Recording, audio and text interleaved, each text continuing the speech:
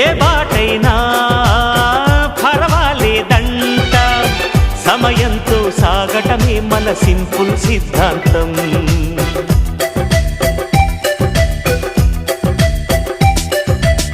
చిరుగాలికి పరిమళమిచ్చే సిరిమల్లెల వనమై ఉందాం, గగనాన్ని నేలను కలిపే హరివిల్లుల వంతెన అవుదాం.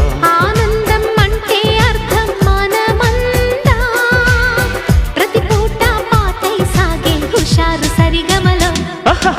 ఎన్నో ఎన్నో రాగాలుండే సంగీతం కాదా, చల్లకి నవ్వుల కేరింత.